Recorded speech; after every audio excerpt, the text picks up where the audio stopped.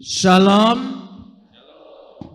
Malam ini kita akan bersama-sama membaca firman Tuhan yang terambil dari Injil Matius pasal yang ke-14 ayat 22 sampai ayat 33. Matius pasal 14 ayat 22 sampai ayat 33. Kita akan membacanya saling sahut bersahutan. Saya akan awali ayat 22, lalu jemaat menjawab ayat 23, dan seterusnya saling ganti bergantian sampai tiba pada ayat 33. Sesudah itu Yesus segera memerintahkan murid-muridnya naik ke perahu dan mendahuluinya ke seberang. Sementara itu ia menyuruh orang banyak pulang. Ayat 23.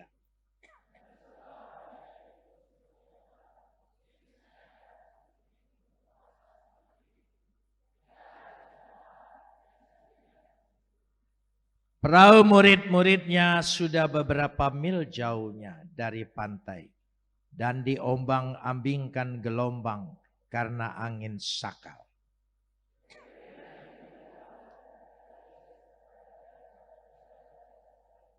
Ketika murid-muridnya melihat dia dan berjalan di atas air, mereka terkejut dan berseru, "Itu hantu!" Lalu berteriak-teriak karena takut.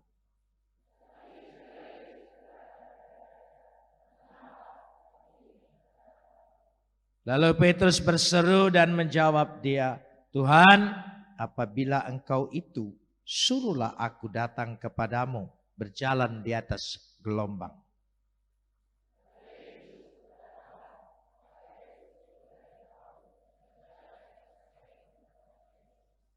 Tetapi ketika dirasanya tiupan angin, takutlah ia dan mulailah tenggelam dan lalu berteriak, "Tuhan, tolonglah aku."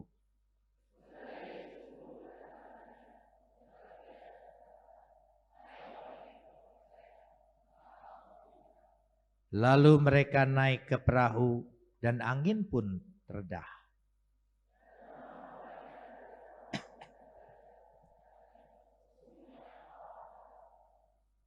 Kapot leha Adonai Elohenu kapot leha.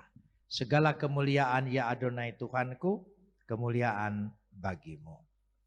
Saudara-saudara yang dikasihi Tuhan, sebelum saya sampaikan sabda ini, izinkanlah saya nostalgia sejenak. Karena saya menjadi Kristen dan dibaptis dimulai di gereja ini. Dan saya waktu masuk tadi agak sedikit berubah, karena biasanya mimbarnya di sana, lalu masuk dari sini, tapi sekarang sudah berubah. Mungkin perhitungan hoki ya. Saudara, saya orang Palembang asli, dari keluarga Kemas, tapi lebih banyak besar di Bandung. Dan saya bergumul, singkatnya saya membaca Alkitab dan saya terbuka hatinya. Karena Yohanes 1 ayat 1. Pada mulanya adalah firman, firman itu bersama-sama dengan Tuhan. Firman itu adalah Tuhan. Singkat kata, saya membuat semacam disertasi kecil. Mengapa saya memilih Kristus membandingkan dua kitab suci ini. Lalu saya berpikir dan saya menyampaikan itu di tengah-tengah umat pada waktu itu, umat masa lalu bagi saya, ya. Dan mulai banyak protes. Dan akhirnya saya memutuskan untuk mengikuti Yesus, tapi kembali ke kota asal saya. Karena kalau di sini saya merasa lebih aman, karena keluarga saya sebagian besar ada di kota Palembang. Saudara, saya mencari gereja. Mulai saya keliling kota Palembang. Ada gereja ayam, namanya GPIB. Ini gereja Wong Belando. Ya. Ada gereja Hok Im Tong di lapangan Hatta. Ini wong Cino galau. Ya, gitu. Jadi saya keliling, saya tertarik di sini tertulis Gereja Metodis Berbahasa Indonesia. Dulu ada papan namanya seperti itu. Jam kebaktiannya lengkap. Saya datang masuk ke dalam gereja ini hari Jumat. Supaya saya tidak ketahuan kemana saya pergi, saudara. Saya datang ke sini, saya ketemu dengan koster gereja. Namanya Pak Kinanto. Ya saudara, ketemu di situ, saya bilang saya mau ketemu pendeta. Saya mau jadi Kristen. Lalu diketemukan dengan Pak Pendeta, almarhum Pendeta Haidi Yunus. Ketika saya ketemu, saya bilang, Pak, saya mau belajar menjadi Kristen. Dengan ringannya dia berkata, datang aja hari Minggu. Karena dia tidak tahu saya orang Palembang asli. Karena wong Palembang hampir sama dengan Cino. Nah, jadi dia pikir saya orang Chinese, saudara. Ya sudah, saya datang hari Minggunya. Jamnya sudah dikasih tahu. Saya membayangkan bagaimana bentuk gereja, bagaimana cara ibadahnya. Karena selama hidup saya belum pernah nginjak gereja. Jangankan nginjak, lewat depan gereja aja saya nggak mau noleh. Karena nanti kurang berkatnya 40 hari kalau aku lihat itu. Jadi saya selalu kalau jalan yang hadap ke sana. Sana itu ada Hotel Lembang dulu namanya ya, saudara ya. Nah sudah. Saya datang hari Minggu, saya dulu biasa duduk di depan. Ya, di dalam ibadah saya yang lama. Tapi saya karena tidak tahu harus melakukan apa, saya duduk itu di barisan kedua. Tapi di pinggir. Jadi posisinya di situ, jadi kursinya hampir seperti ini juga, ya baris berbaris, tapi yang di ujung sana. Saya ngikutin. Orang berdiri, berdiri. Orang duduk, duduk. Orang doa, saya diam. Orang menyanyi, saya baca. Gitu ya. Jadi saya tidak bisa nyanyi. Orang biasa ngaji disuruhnya nyanyi, saudara. Jadi sudah. Nah, sudah, jadi saya ikutin. Saya ikut barisan di sana. Dan saudara, ketika semua orang barisan saya berdiri, saya berdiri. Saya nggak tahu itu barisan KUR P3MI. Makanya saya berkesan dengan P3MI, saudara. Saya ikut berdiri. Disodorinlah map itu. Gitu. Waktu itu ada Frankie, ada Ola, ada Desi, ada Catherine. Oh masih banyak yang lain-lainnya saudara. Jadi saya berdiri. Saya tidak ikut nyanyi, saya banyak baca aja. Selesai ibadah baru dia ngomong, kenapa enggak ikut latihan? Saya tidak tahu. Saya malu sekali saudara. Tapi untunglah pemuda P3MI itu ramah semua. Baik semua. Lalu dia tanya, orang mana? Saya orang Palembang. Guguk 19 Ilir. Belakang Masjid Agung. Saya bilang di situ. Oh, orang Palembang. Jadi pertama kali ke gereja. Pertama kali saya bilang. Laporanlah dia dengan pendetanya. Pendetanya geger. Kenapa enggak bilang? Saya bilang enggak ditanya masa bilang gitu. Ya sudah. Akhirnya saya dijanjikan katekisasi setiap hari Jumat. Karena saya minta hari Jumat. Gitu. Tetapi waktu katekisasi pertama yang hadir DGW. Dewan Gereja Wilayah. Jadi saya di katekisasi itu oleh bermacam-macam pendeta di gereja Metodis. Termasuk pendeta Matulesi di GPIB ya. Pendeta Tambunan HKBP di Pagar Alam, ya pendeta Rembet Gereja Baptis di depan Pangdam, ya semuanya saya masih ingat itu, ya dan pendeta Manurung GBI yang ada di sana. Terus jadi saya kenal banyak dan pendeta Victor Huta Barat PKB, Ya, bukan partai kebangsaan, saudara ya. PKB di sana. Jadi saya mulai di sana. Saudara tahu saya di katekisasi zaman dulu itu 1 tahun. Karena harus selesai belajar disiplin metodis itu. Buku merah itu. Terkesan sekali saya. Kadang-kadang rada-rada trauma. Gitu. Begitu ketatnya cara hidup orang metodis. Singkat kata, saya ingin akhirnya disekolahkan, ya. Kebetulan konferensi wilayah di tempat ini memutuskan saya sekolahnya itu di Trinity College Singapura. Tapi pendeta-pendeta yang lain semua bilang, kalau kamu otaknya enggak perlu diisi, tapi rohani yang perlu diisi. Sudah ada 2 orang metodis, Desi dan Evelyn, di Batu Malang. Jadi saya dikirim ke Batu Malang. Nah, disitulah tahun 74 dan saya sebelum selesai sekolah, ya belum 1 tahun sudah ditangkap. Saudara, itulah nostalgia singkat. Saya bersyukur hari ini yang ngundang pertama P3MI lagi, ya, dan berkumpul di sana dan itu luar biasa. Kalau kita melihat di sini, kenapa begitu penting? Mari kita rekonstruksi sejenak. Narasi yang baru saja kita baca. Saya percaya saudara pasti paham, hafal. Dan mungkin juga sudah mendengar beberapa kali ayat ini dikhotbahkan. Yaitu Petrus berjalan di atas air.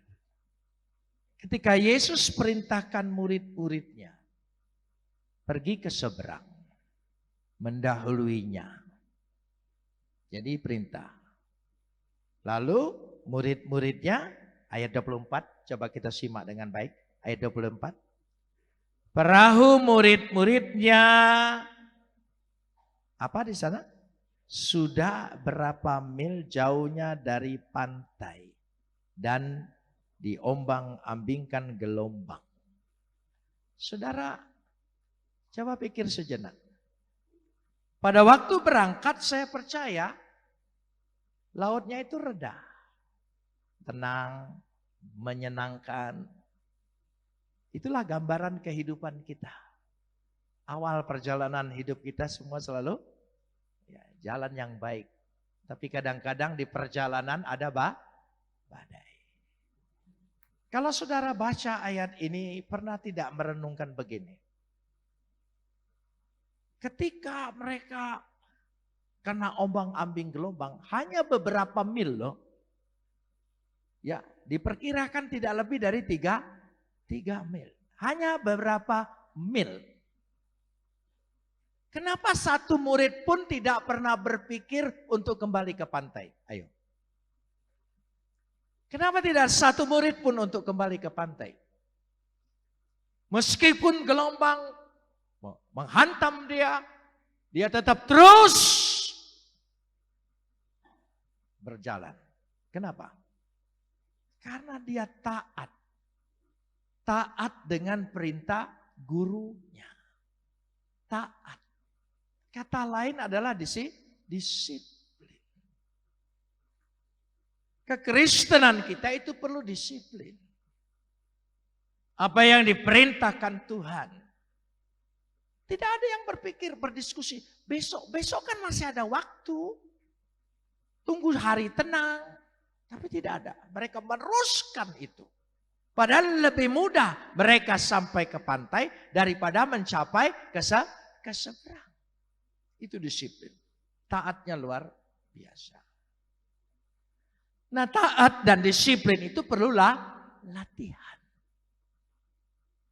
Saudara, latihan itu perlu terus menerus. Yang namanya latihan tidak boleh kadang-kadang, tidak boleh sewaktu-waktu. Harus kontinu.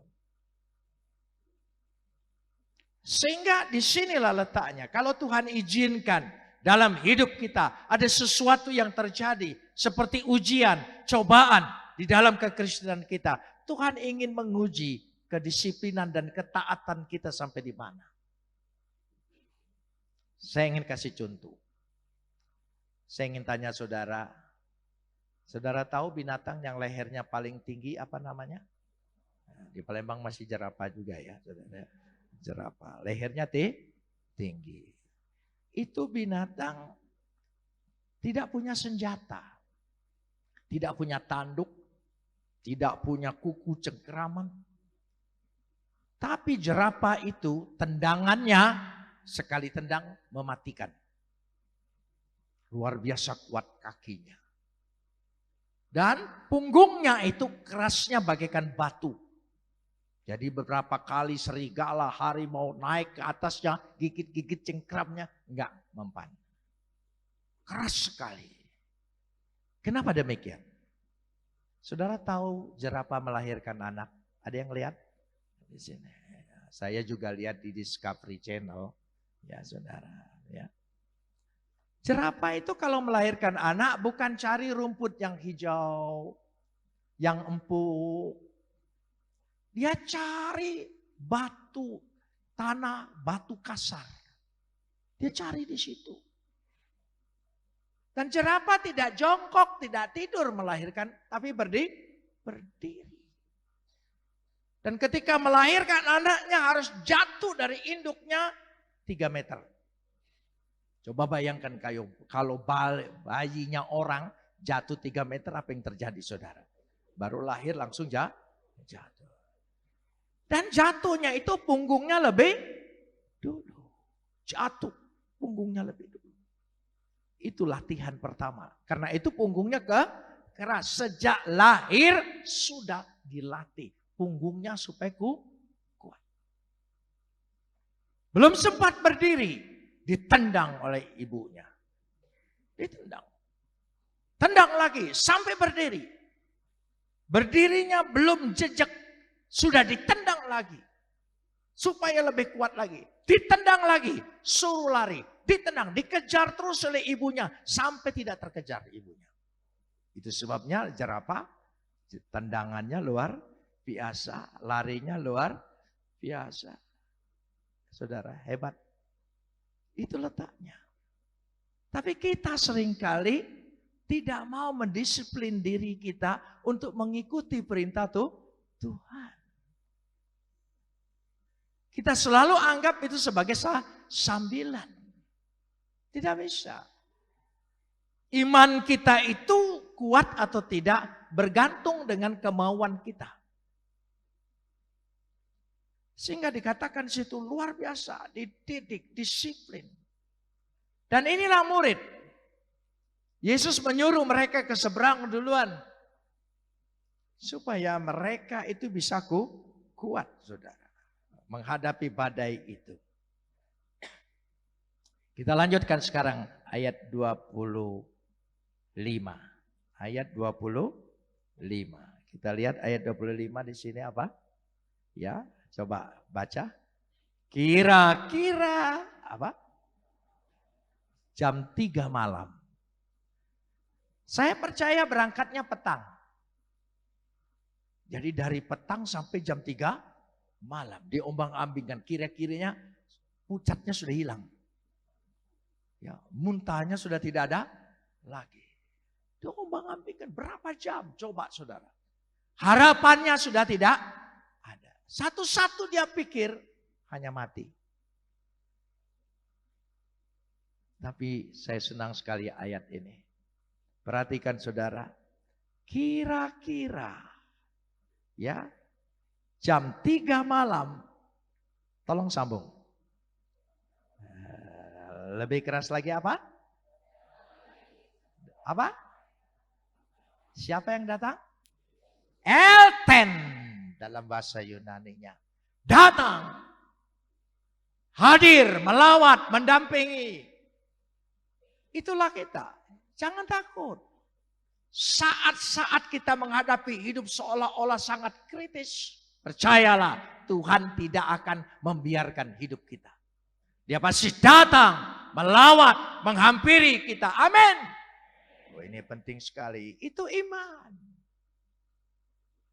Tuhan sangat peduli dengan kita. Dulu agama yang lama nyuruh saya jihad. Ya. Sekarang Yesus sudah jihad duluan. Enggak nyuruh saya jihad, saudara. Jadi di situ dia berbuat lebih dulu. Dia datang. Datangnya bagaimana? Coba baca dengan baik. Datangnya bagaimana? Katakan. Eten peripaton. Epitentalasan. Dia berjalan apa? Di atas gelombang. Kan waktu itu sedang gelombang. Jadi dia berjalan untuk menunjukkan engkau diombang-ambingkan gelombang ini yang membuat engkau penuh ketakutan, kecemasan, kekhawatiran. Lihat kuasaku, aku berjalan di atas gelombang yang kau takutkan itu. Karena gelombang itu tidak ada apa-apanya bagiku. Amin. Oh itu. Amin. Kita harus percaya. Tuhan menunjukkan kuasanya. Ya, talasan, saya lebih suka menerjemahkan gelombang, ombak daripada air. Karena kalau air kayak main ski dia. Tapi dia mengatasi gelombang. Percayalah, apapun gelombang menimpa hidupmu, dia berada di atas segalanya, sanggup meredahkan itu semua di dalam kehidupanmu. Katakan amin. Itu letaknya. Orang disiplin, ya, luar biasa hasilnya. Tapi kita ini tidak, kita lemah, lembek. Ya. Saya ingin kasih contoh lagi. Saudara, coba saudara tanam pohon. Satu dalam rumah, satu di luar rumah. Pohon yang di luar rumah kena angin, kena hujan, kena debu, kena panas. Pohon yang di dalam rumah itu tidak keanginan, tidak kehujanan, tidak debu. Saya ingin tanya dengan saudara, mana yang pertumbuhannya lebih besar? Di mana? Nah, ternyata pinter dong Palembangnya. Jangan bodoh. Bodoh bahasa Palembang itu lolo. Bengak katanya salah itu.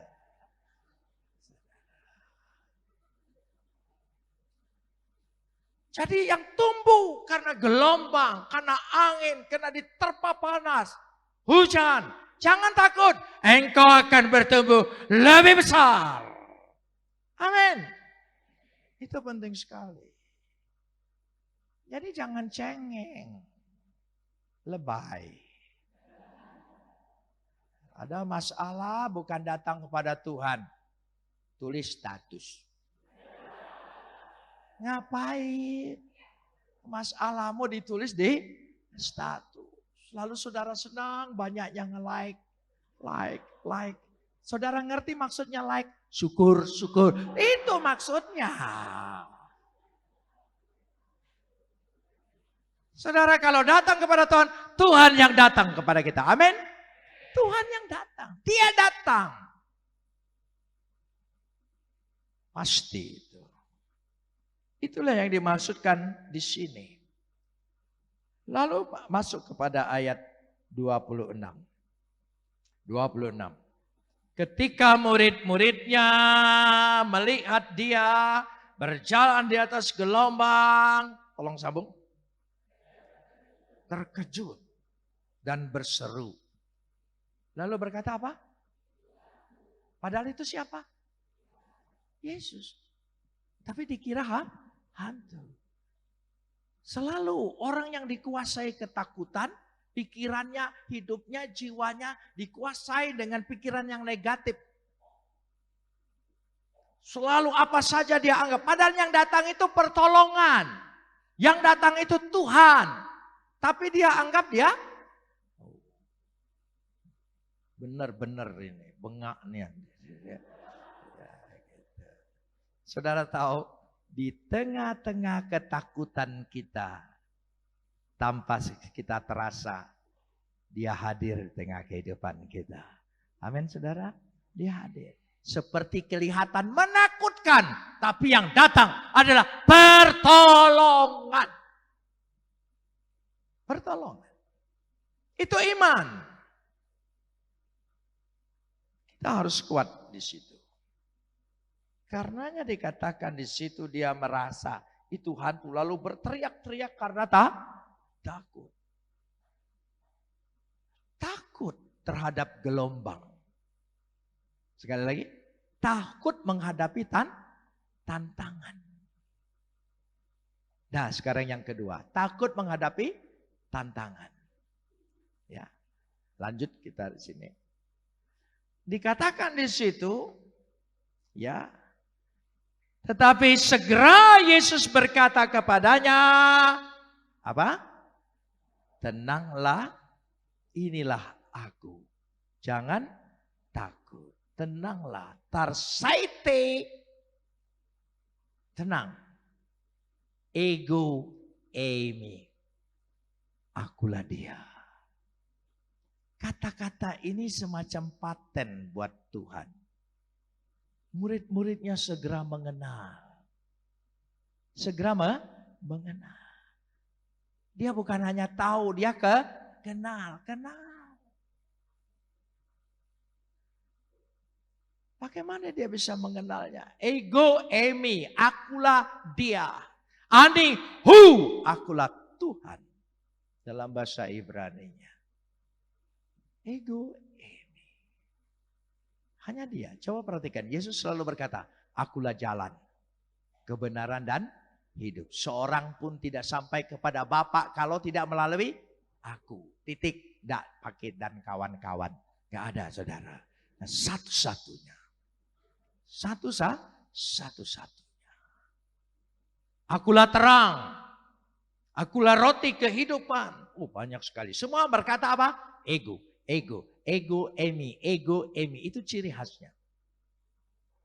Kita kalau nelpon suami atau nelpon istri, seringkali istri ngomong begini, ini siapa? Gitu. Karena kadang-kadang suara kita mungkin karena apa suka berubah. Ini aku. Nah, pasti dia tahu saudara. Gitu. Ya, enggak mungkin ada orang lain berani ini aku. Ya pasti suaminya bilang ini aku, Ma. Oh ya.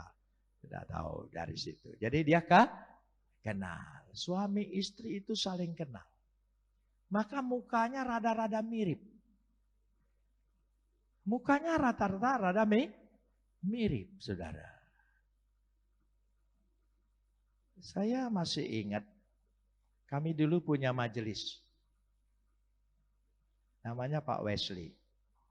Ya, di sana. Dia orang Batak. Istrinya orang Sunda. Kan tips Batak Sunda itu beda banget. Sunda kan imut-imut. Batak kan amit-amit. Agak beda. Tapi karena mereka menikah, punya anak banyak sekali. Ya. Terus tiap hari ketemu, lama-lama mirip. Suaminya, istrinya agak lebar-lebar, suaminya agak kecil-kecil gitu. Jadi mirip. Kenapa? Bergaul. Suami istri pasti mirip. Kalau tidak mirip, dia sering lihat siapa itu, saudara. Nah, makanya jangan suka lihat orang lain. Pandang-pandangan bahaya itu. Nanti lama-lama jauh. Mirip. Saya ingin kasih contoh lagi. Saya gembala resort Jakarta Barat, Metodis. Saya itu orang Metodis sampai hari ini Metodis. Gitu. Tapi tidak pernah dipanggil pulang. Ya terserahlah, saudara. Gitu. Nah, sudah. Kami punya bendahara anugerah di Jakarta Barat itu namanya Om Gan. Om Gan itu ya bendahara. Ya. Jadi maksudnya pendeta memang sering-sering ke rumah bendahara itu, saudara. Jadi saya datang pagi-pagi ke sana Kalau anak-anak mereka sudah tidak tinggal dengan mereka. Ada di Australia, di mana, saudara. Ya sudah, saya datang. Lalu si om bilang dengan tante, "Ma, Ma, istrinya masuk, bawa kopi susu pisang goreng." Saya cari di kamus bahwa itu kopi susu pisang goreng. Nggak ketemu, saudara. Nggak ketemu. Tapi dia cukup, "Ma, keluar kopi susu pisang." Di kamus bahasa apa saja, nggak ketemu, saudara. Nggak ketemu. Karena pisang goreng panas, kopi susunya cepat habis. Saya bilang, "Tante,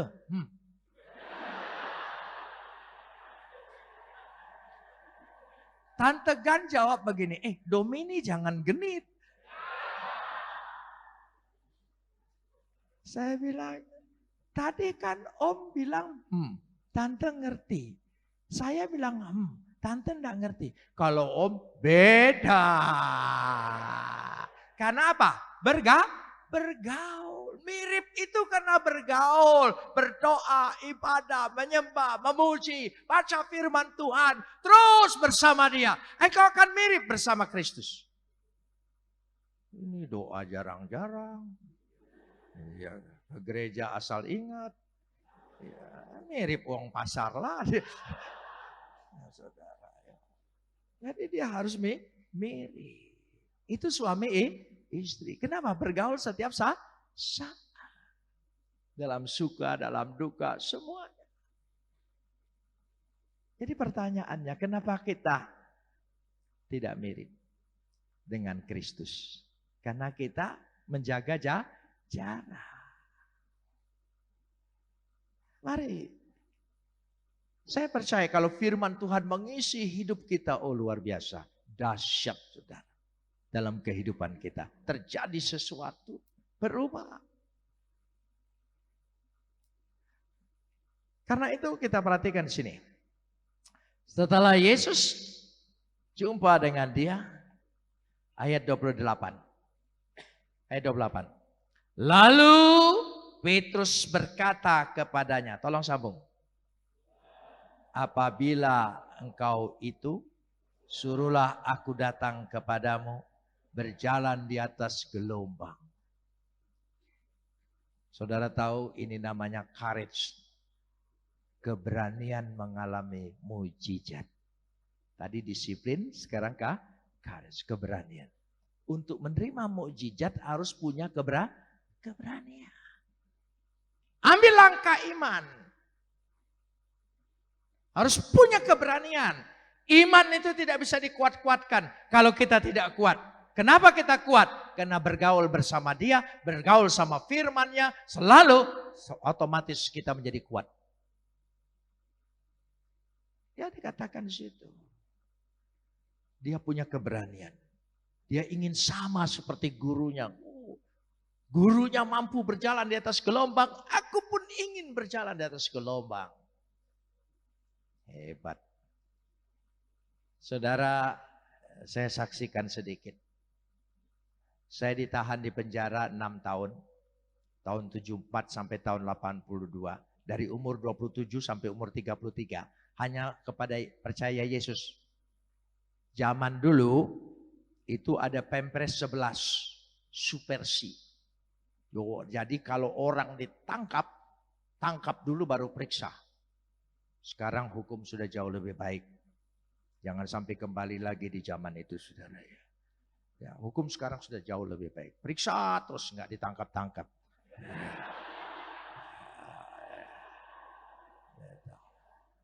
Nah, dulu tangkap dulu. Saya ditahan. Ya, itu 1 tahun tidak diperiksa. Bayangkan. Jadi kita tidak tahu kita ini perkara apa. Setiap saya tanya petugas, pikir aja sendiri. Yang nangkep dia, yang mikir aku.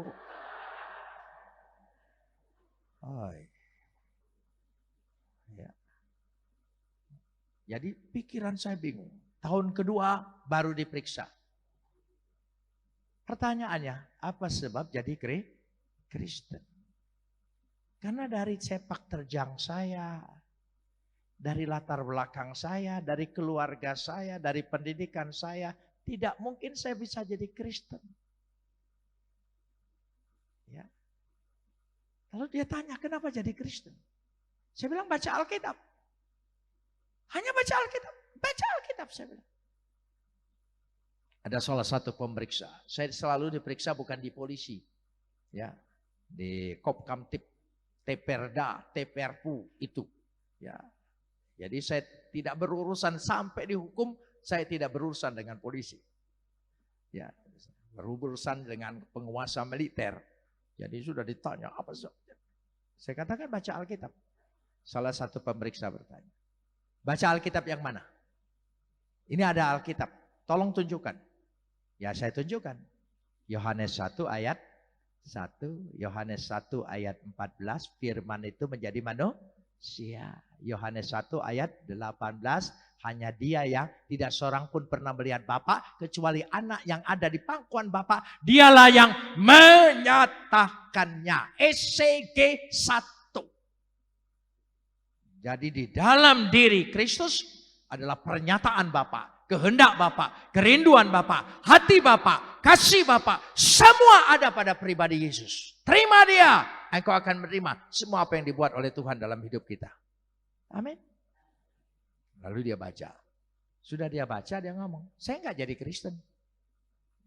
Ya, kamu bilang baca ayat ini jadi Kristen. Sekarang saya baca, saya enggak jadi Kristen. Ya, jawab yang benar, masuk akal. Apa kamu pernah sakit, masuk rumah sakit Kristen? Maksud Bapak, ya siapa tahu kamu disuntik. Kalau ada suntikan menjadikan orang Kristen, kita suntik semua selesai saudara. Tidak capek-capek penginjilan. Kadang-kadang orang saking benci dengan Kristen tuh tindakannya nggak masuk akal.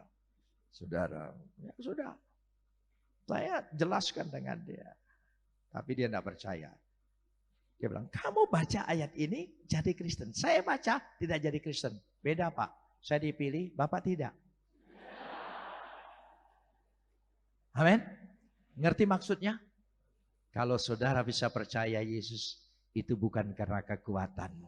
Tapi karena pilihan Tuhan yang sudah berlaku atas kehidupan kita. Beri kemuliaan bagi dia. Amin. Siapa kita? Kita tidak lebih dari orang lain. Tapi kita dipilih. Sejaman dengan saya ada 2 Abu Bakar. Tapi Abu Bakar yang ini dipilih, Abu Bakar sana teroris. Coba kalau saya tidak dipilih. Ya, apa nasib saya? Tapi pilihan Tuhan itu dahsyat. Amin saudara. Luar biasa. Jadi kita harus punya keberanian bertindak. Keberanian. Saya lanjutkan. Pemeriksaan itu kadang-kadang baik, setengah baik, kadang-kadang sangat kejam. Saking lamanya diperiksa dan mereka sudah mulai jengkel, saya pernah di strum. Orang lain di strum suruh ngaku, saya di strum suruh nyangkal. Saudara. Strum. Waktu strum pingsan. Rupanya segera dibawa ke kamar, dibantuin oleh teman-teman, disadarkan pakai minyak PPO itu. Zaman dulu sudah sampai panas hidung saya. Ya, harus sadar. Beberapa hari strum lagi. Waktu saya sekolah di Batu Malang itu tahun 74 dinginnya luar biasa. Dingin sekali. Saya punya penyakit rematik. Di persendian saya ini kalau sudah kumat, aduh, tidur enggak bisa. Sakit. Dikasih Remason sampai 3 botol enggak mempan, saudara. Ya, mungkin obat-obat itu sudah tidak ada lagi di zaman saudara, tapi itulah. Tapi sejak di setrum sembuh sampai hari ini.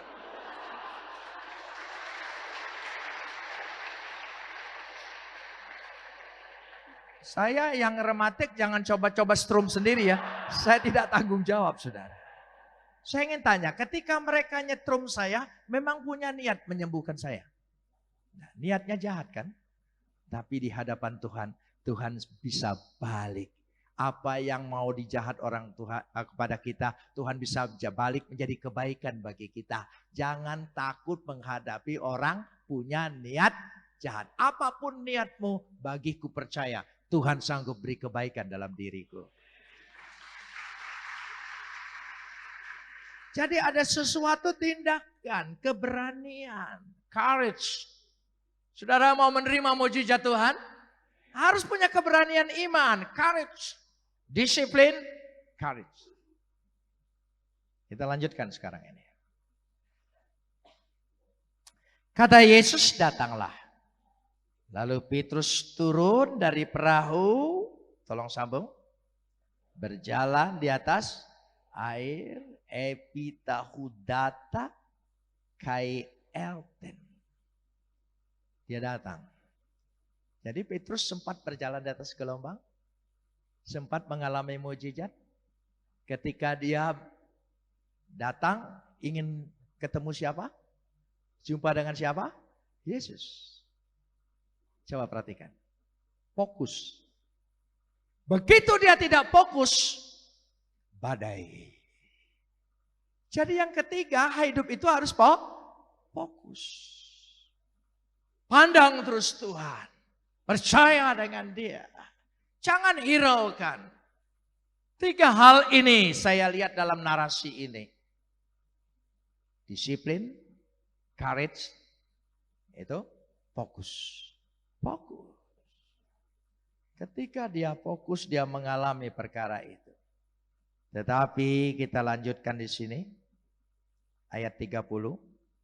Tolong sambung. Tetapi ketika dirasanya tiupan angin apa?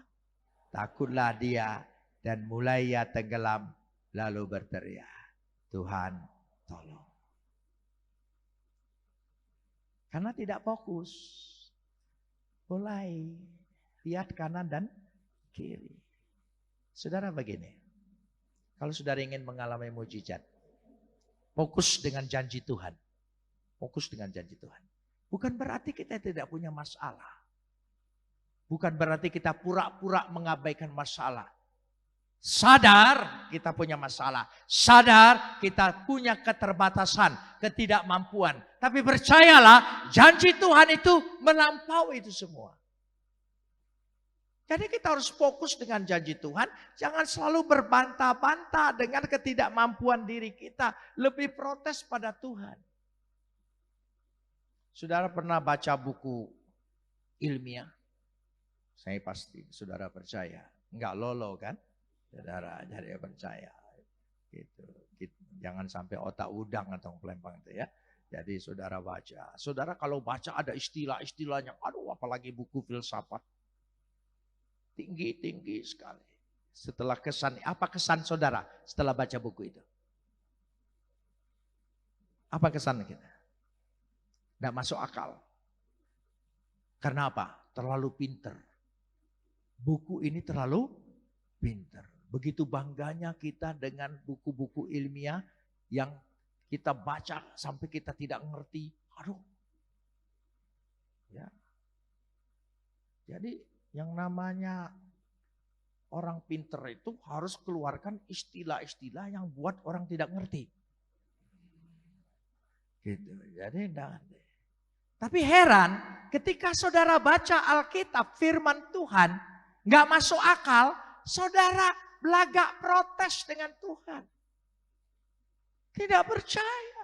Lebih mengagumin buku-buku ilmiah daripada firman Tuhan. Kalau kita tidak masuk akal, tundukkan, taklukkan pikiran kita. Bahwa apa yang dipikir Tuhan jauh lebih besar daripada apa yang aku pikir. Amin. Di situ baru iman kita bisa bertumbuh. Kuat terus. Sehingga betul-betul mengalami kedahsyatan. Dahsyatnya luar biasa. Pertolongan, janji Tuhan, semuanya terjadi.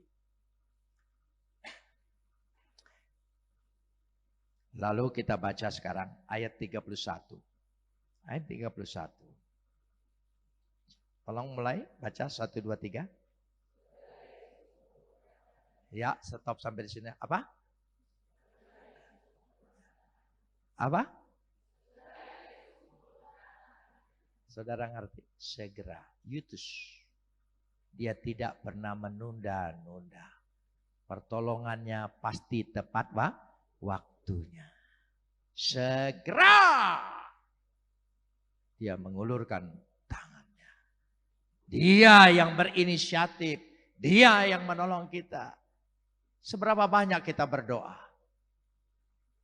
Kenapa belum dikabulkan? Tuhan sedang menguji percaya ya, dan harapan kita. Apa sungguh-sungguh kita percaya dan berharap. Jadi Tuhan sedang melatih kita supaya sungguh-sungguh kita memiliki kepercayaan dan harapan dengan Dia. Amin. Percaya dan harapan. Coba katakan. Percaya dan harapan.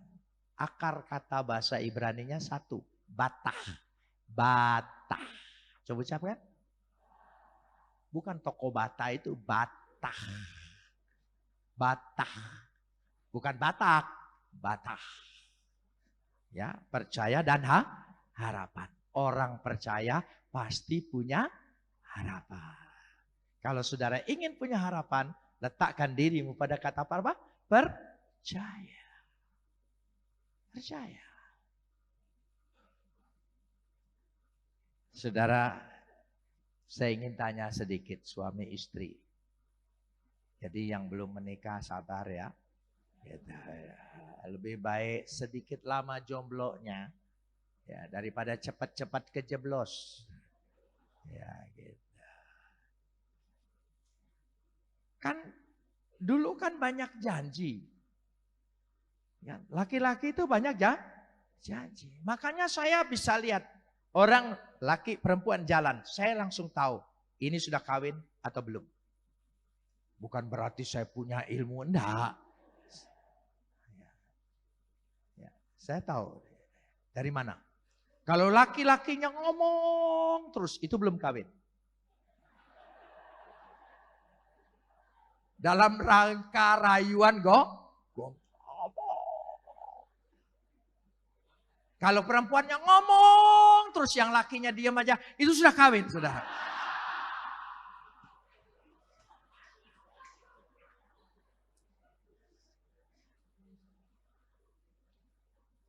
Nah, saudara, seringkali laki-laki ingin diterima, ya. Maukah engkau hidup bersama saya dari nol? Ya, jangan mau. Kalau ada laki-laki ngomong, maukah engkau bersama saya hidup dari nol? Bilang, ke pom bensin aja.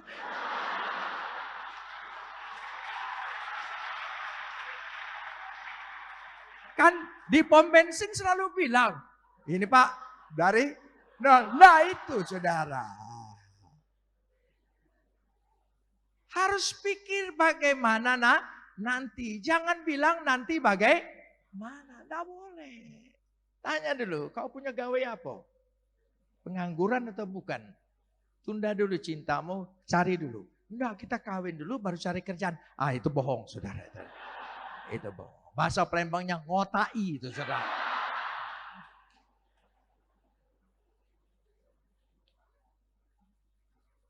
Ya ibu-ibu begitu banyak janji, apa ditepati semua? Oh banyak sudah lupa saudara ya. Janjinya sudah lupa. Karena proses hidup. Ya. Kalau belum menikah itu kelihatan sekali. Waduh sayangnya, apalagi depan mertua, hormatnya. Zaman saya pacaran, SD masih sudah pacaran, SR dulu saya. Ya pacaran biasa gitu ya. Gitu. Itu enggak berani ke rumahnya. Ya, lewat depan rumahnya, balik lagi, lewat lagi.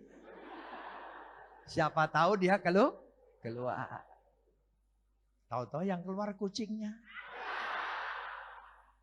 Itu sudah senang. Sudah senang. Gitu. Lalu besok sekolah kita ngomong, kemarin aku lewat rumahmu keluar kucingnya ya.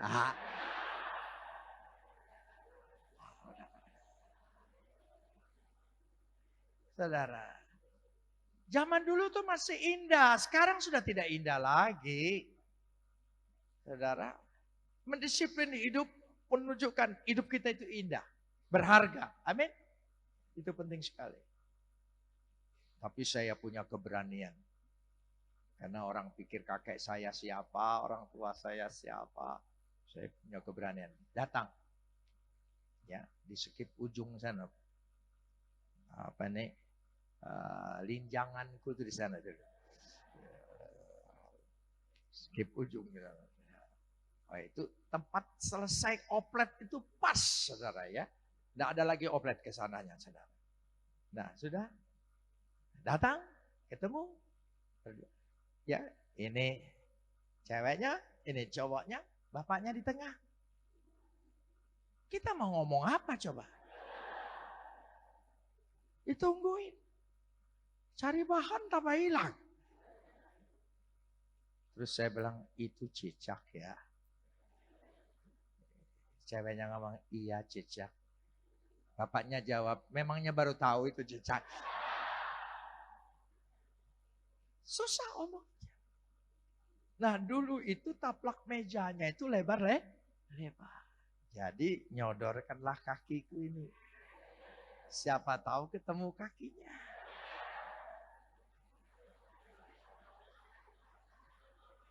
Sudah senang sekali saya, saudara.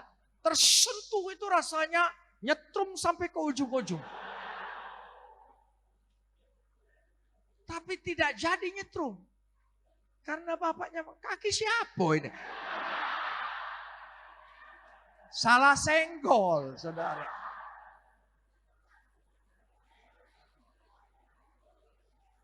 Nah sekarang saya tanya, kenapa kita butuh Yesus? Kasihnya, semuanya. Kalau tanpa dia, perkawinan kita, rumah tangga kita, tidak ada kebahagiaan.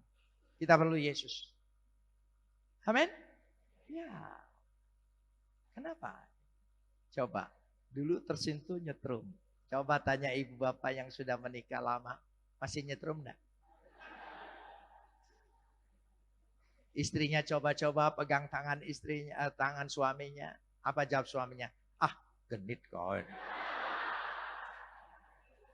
Dulu laki-lakinya yang cari. Itulah normal. Jangan andalkan cinta, makan tuh cinta, saudara. Lebih baik pilih laki-laki yang bertanggung jawab. Itu utamanya. Tanggung jawab harus ada yang diandalkan. Wanita itu sedikit matre enggak apa-apa. Sebab untuk masa depan. Ibu-ibu kalau dikasih uang belanja oleh istri oleh suami, jangan dikembalikan kembaliannya. Simpen aja. Kalau dia tanya, habis gitu. Ya. Kalau suami tanya, masih ada uang mah? Gitu. Dekati lagi. Baik, itu baik. Itu baik. Sebab kalau ada apa-apa dengan suaminya, rata-rata harta benda istrinya yang keluar. Menopang dia kembali. Amin, saudara. Itu pentingnya. Bukan ngajarin bohong. Gitu. Ya, habis saja bilang. Habis. Bakal. Gitu, saudara ya. Bakalnya belakangan. Habis.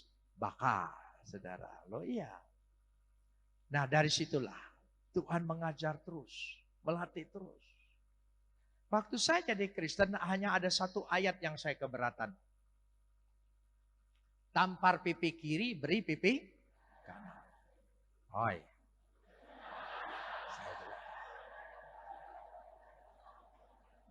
Ya, ditabok wong sebelah kiri, kasihkan yang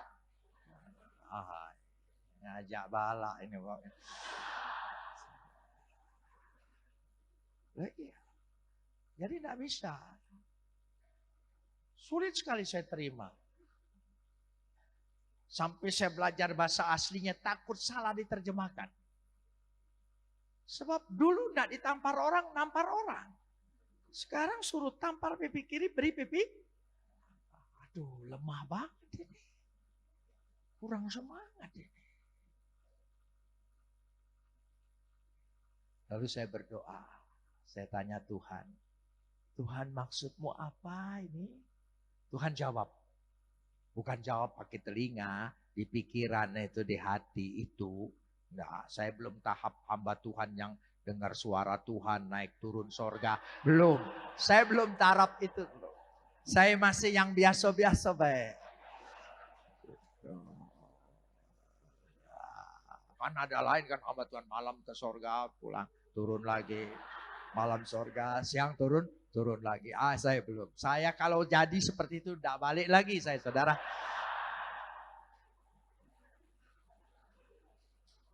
Ya sudah. Itu tidak ngomongin sana ya. Sudah.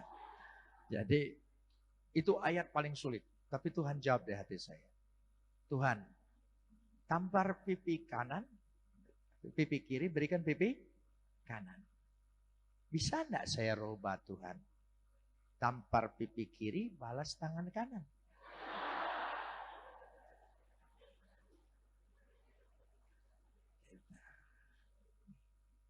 Jadi Tuhan jawab dalam pikiran saya. Kalau begitu, tidak perlu Yesus mati buatmu, cukup guru silat ngajarin engkau. Oh, jadi yang tidak mungkin kita lakukan, mengampuni segala sesuatu, mengasihi, memberkati orang yang bersalah dengan kita, itu karena Kristus telah menyerahkan nyawanya. Amin. Yang mengubah kita, membuat hati kita berubah. Dengan kekuatan kita sendiri tidak mungkin. Buka hatimu, terima Roh Kudus. Terus firman Tuhan. Terus berdoa, terus bergaul dengan Dia. Amin, saudara. Lalu dikatakan di situ dengan tegas sekali setelah Yesus ayat 32. Mari kita baca di sini bersama-sama. Lalu mereka naik ke perahu. Apa? Ekopasenho anem. Teduhlah. Reda. Begitu dia naik ke dalam perahu langsung reda. Percayalah, kalau ada Yesus dalam hidupmu, tidak ada badai yang tidak bisa diredahkan. Dia sanggup meredahkan segala sesuatu. Asal dalam hatimu, hidupmu, terima Yesus. Saudara tahu, awal kebangunan rohani, yang namanya revival, itu awalnya gereja Metodis. John Wesley. John Wesley dulu sebetulnya pendeta Anglican. Dia tinggal di satu desa, mengembalakan gereja kecil. Dia pindah ke sana. Lalu dia lihat gereja itu yang datang beberapa orang. Daftar penuh. Waduh, ya sudah. Satu saat John Wesley mengundang orang-orang kampung itu datang ke gereja karena ada orang meninggal yang perlu dikuburkan. Yaitu anggota gereja yang cukup terkenal tapi orang penuh dosa. Orang berdosa mati perlu kita kuburkan segera. Waduh, banyak jemaat yang tidak pernah hadir jadi hadir karena ingin tahu siapa. Dan masuk gereja, di gereja itu sudah ada peti. Semua hening, sambil bertanya-tanya, siapa? Lalu John Wesley mulai berkhotbah, ini orang tidak lahir baru, tidak bertobat, masuk neraka. Keras sekali, khotbahnya keras sekali. Keras sekali khotbah seperti itu. Dan apa yang terjadi, saudara? Ya. Lalu John Wesley katakan, mari berbaris satu persatu. Siapa ingin melihat orang berdosa ini? Dan mulai baris satu-satu. Mulai lihat ke dalam peti. Lihat, nunduk aja. Yang belakang nanya, siapa? Lihat sendiri. Semua tertunduk kembali. Rupanya tidak ada mayat. John Wesley kasih kaca di dalam peti. Jadi masing-masing lihat di dirinya. Itulah awal kebangunan rohani yang kemudian berubah menjadi gereja Metodis. Orang Metodis itu harus revival setiap saat. Setiap ibadah itu revival. Dia akan memberkati kota Palembang ini. Amin saudara. Dia akan memberkati kota ini. Memenangkan kota ini buat Tuhan. Di situ letaknya. Jadi ada 3 hal tadi. Disiplin, courage, dan fokus. Pasti kekristenan kita akan bertumbuh berbuah. Amin. Mari kita berdoa. Saya undang WL Singer Musik untuk menghantar doa kita. Kita akan menaikkan pujian. Ku yakin saat kau berfirman.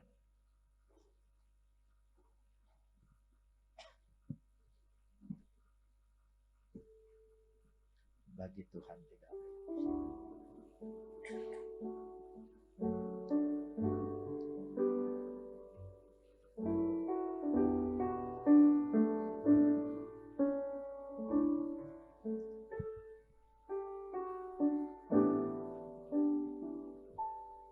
Ku yakin saat kau berfirman, ku menang saat kau bertindak. Hidupku hanya ditentukan oleh perkataan.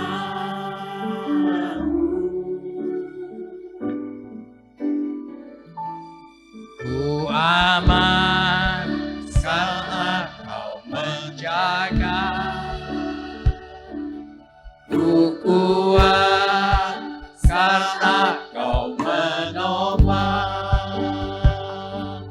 Hidupku hanya ditentukan oleh kuasa. Katakan lagi, ku yakin. Kita semua bangkit berdiri.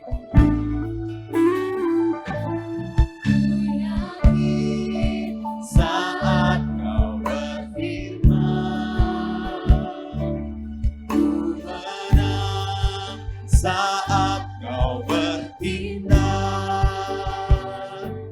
hidupku hanya ditentukan oleh perkataanmu.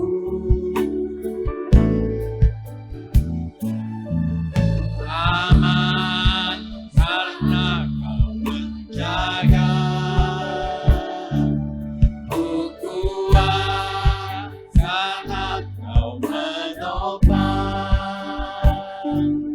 Hidupku hanya ditentukan oleh kuasa-Mu. Katakan bagi Tuhan. Bagi Tuhan tak ada yang mustahil. Bagi Tuhan tak ada yang tak mungkin. Mujizatnya disediakan bagiku. Ku lihatkan dan dipulihkannya. Bagi Tuhan tak ada yang mustahil. Bagi Tuhan tak ada yang tak mungkin. Mujizatnya disediakan bagiku. Ku lihatkan dan dipulihkannya. Biar hanya keyboard saja mengiringi saat teduh kita. Mari kita bersaat teduh sejenak. Beri kesempatan Roh Kudus memeteraikan sabdanya dalam hidup kita. Betapa kita harus mendidik terlibat dalam latihan yang terus-menerus untuk mendisiplin diri kita. Mari berani melangkah, ambil langkah iman, courage untuk menerima mukjizat. Hanya ada dua pilihan. Saudara ketakutan dalam menghadapi tantangan atau punya keberanian untuk mengalami mukjizat. Dan yang ketiga, mari kita fokus. Hanya pribadi Yesus. Tidak ada yang lain. Hanya Dia yang sanggup. Di dalam diri Dia, semua pernyataan Tuhan ada. Kasih-Nya, kehendak-Nya, kerinduannya, pengampunan, semuanya. Mari saudara, yang malam hari ini mau membaharui janjinya, saudara boleh maju ke depan, saya mau berdoa buatnya. Saudara yang ingin menyerahkan hidupnya, pemuda-pemuda yang menyerahkan dirinya untuk melayani Tuhan, saya persilakan untuk maju ke depan. Baik yang atas, kalau mau turun, silakan.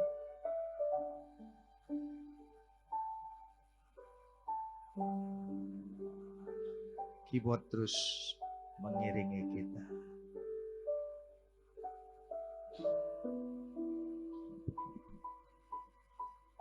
Serahkanlah dirimu malam hari ini. Hanya Yesus yang sanggup mengubah hidup kita. Keadaan kita, apapun. Kalau Tuhan izinkan badai terjadi dalam hidupmu. Karena Tuhan ingin melatih kita supaya menjadi orang yang disiplin terhadap iman kita.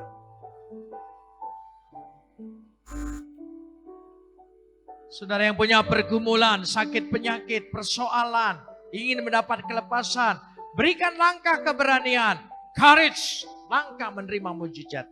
Silakan maju ke depan. Saya mau berdoa buat dia.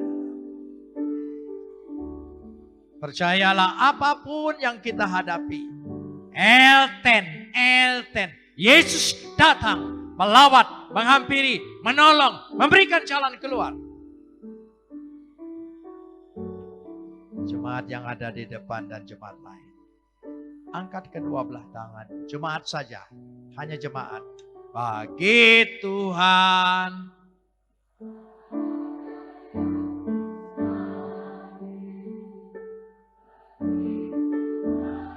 inilah kerinduan kami.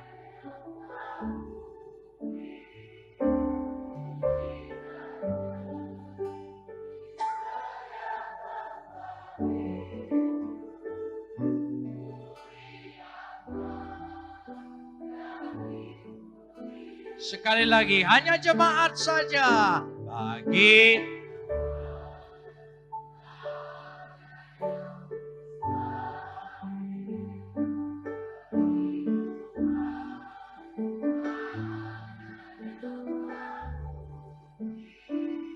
mujizatnya disediakan. Katakan lagi, mujizatnya, mujizatnya disediakan bagi. Katakan lagi, mujizatnya.